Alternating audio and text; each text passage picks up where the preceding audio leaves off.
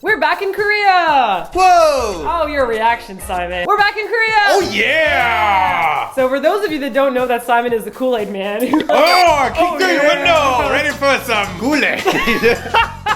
We apparently have forgotten how to be on camera since being to California. That's where we were, guys. We were in California in USA. And today's TLDR question comes from Simon and Martina, who ask, what's the difference between California and Korea? I know that there are a whole bunch of small differences. Let us know some of the observations that you observed. Whoa, Simon and Martina, that was a long-winded question. Well, Simon and Martina aren't good at writing questions. They're good at making videos, but clearly not today. Today is not that day. Today is not that day. Hey guys, stay with us, okay? Hey, stay with we're us working today. through this. We are with still you. jet lagged. Hey. So we did notice a bunch of really interesting small differences that stood out for us, and we want to talk about those in this video. For example, small talk. Holy smokes, we've been in Korea now for like 6 years. Our small talk mechanisms have shut off our brains. There's no small talking in Korea. So No. let's explain a couple things. We used to have Christmas parties every year, and we would Right. invite our Korean friends. They didn't know what to do at a party. There's no such thing as mingling. They didn't know what to do. Small We talk. are now those Korean We are friends those Korean that friends. don't know what to do. So when we were in Calabasas, we were both wearing couple shorts because we're a couple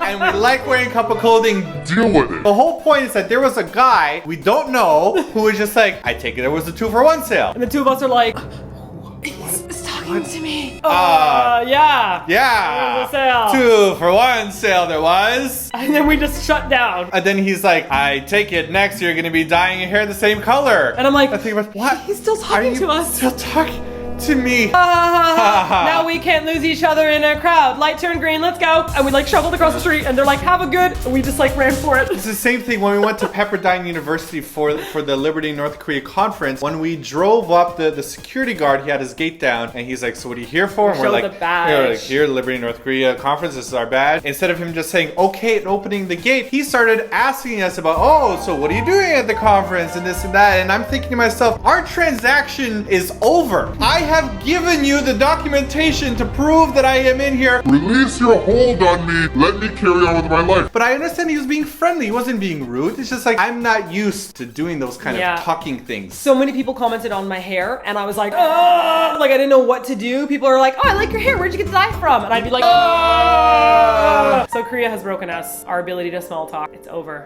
Another thing that we noticed in California, and we've asked a lot of our California friends about this, and maybe just we had a weird We're an experience. anomaly. We're an anomaly, but holy smokes, you are some of the most ultra polite people we have met in our entire lives. And I know that a lot of our LA friends are like, what are you even talking Yeah. about? People are so rude. Oh Nobody my! was rude to I us. felt like royalty. Like we went to the Froyo, and It was our first it's time the in first time going to Froyo. We have a Froyo. video And about you know, it. like we asked the guy, said, how do I Froyo in here? So he showed us what to do. Afterwards, when we were done, he like came over and he shook our hands and he said, "Have a nice day." And like, this is a level of customer service I did not expect at the Froyo. So if you are the manager of the Froyo in Pasadena, dude, the dude with the mustache, give him a promotion because he's awesome. Yeah, he gave us all these little samples. Yeah. And then he was like curious as to why we didn't know. And we were just like, oh, we're visiting from out of town. He was even like cleaning the bar and Yeah. fixing the strawberries. He's like, we're so sorry, these are all out of place. Let me go fix them for you. Oh, and I was man. like, okay, the Starbucks were nice to us. Yeah. The coffee shops were nice to us. Security guards. Security guards. Like I remember being a little bit paranoid about the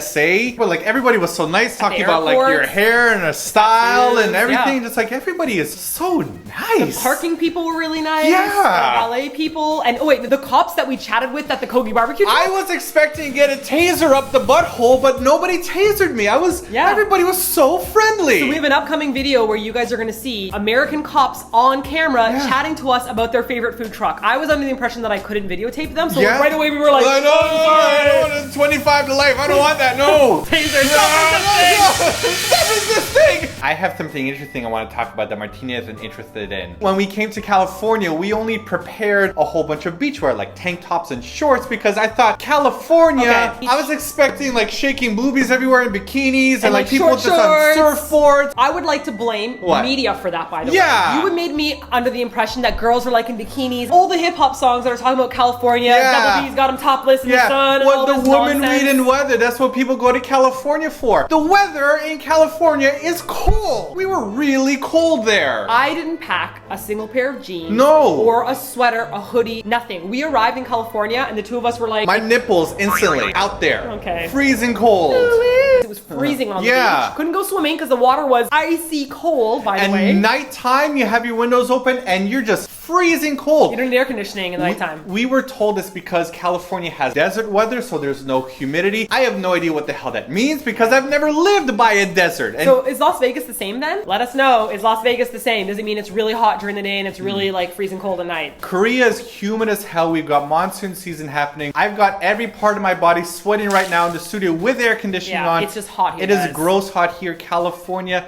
really nice weather. Remember when we walked around on the beach and then our feet were covered in tar? Yeah, what's up with all the tar on your beaches? We thought that maybe we had like trampled through a whole bunch of like paint or dog poop or No. something, and then we asked somebody and it was actually tar. And you can't like wash it off your feet like we tried soaping. No, you have to like lube your feet with like olive oil to try to get What are you doing? That's what we had to do to our feet. We had to get the tar off our feet. I did like... When we go to Hyundai Beach in Busan, I don't notice any tar there. Yeah, so is this like a natural occurring thing? It didn't smell bad or anything, it was just afterwards we were just your shocked. feet are nasty. So speaking of going to California and coming back super fat. Whoa, I gained 10 pounds in California. Guys. Thank you. So the portion size is insane. Holy Okay, smokes. so I went to Roscoe's Chicken and Waffles, is that Yep, what it's called? yep. Which it's chicken and waffles, guys. And Yeah. It's supposed to be for breakfast. You eat chicken and waffles for breakfast. Okay. Another thing that's interesting. Yes, it was my first time there, and so I wanted to make sure we had a little bit of everything. Yeah. So I ordered him a combo that had Yeah. chicken and waffles. Right. And then I ordered for myself something with grits and chicken liver. Right. Which is deep fried. And then Yeah. I said, well, I don't have any waffles on the side. Yeah. And Simon's gonna eat his waffles, which I thought would be this big. So I ordered extra waffles. And then they said they had really good mac and cheese. I agree. It was some of the best macaroni and cheese we've ever So had I in our ordered the lives. mac and cheese. And then, The amount of food that we ate could feed us for a month. yes, the waffles were this big. It was this Yeah. big. How does anybody eat a waffle that big? I mean, that's my entire meal. Yes. There were two of them though. And then there then was chicken. The chicken breast was like my butt cheek. It was huge. Okay, so if you notice that we look a little bit softer than usual, we're trying to undo the weight that we've gained in California. So we're going to talk about some more differences that we noticed in our blog post. Make sure you click on the link here if you want to hear us talk more about our experience between California and Korea. So for those of you that live in LA, my question is, are you surprised by some of the stuff that we mentioned? Like, do you take small talk for granted? Right. Is that normal? Are people really friendly, or was that just Are to you us? the nicest people in the planet? Because my guess is yes. And for those of you that have visited LA, did you have the same experience as us, like the shock of the portion sizes? Let us know in the comment section below or on our website. Last week's TLDR, we compared our experiences of Beijing to Korea, and you guys left some very interesting comments. The first one comes from Crystal Crown, who leaves a really interesting comment saying how in Hong Kong, supposedly there's an issue with people from mainland China being allowed to drive in Hong Kong because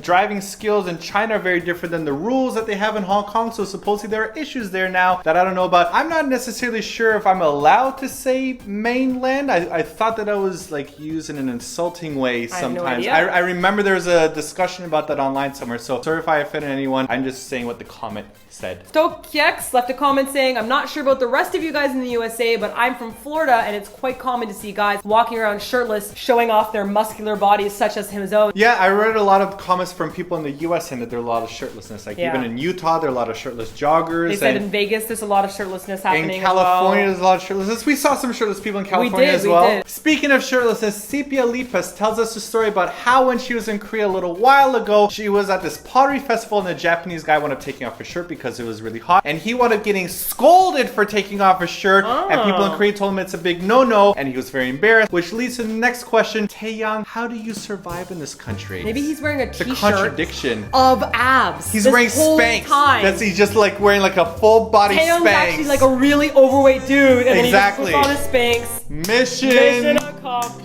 Solved it. Crime solved. Crime. A job well done. Yeah.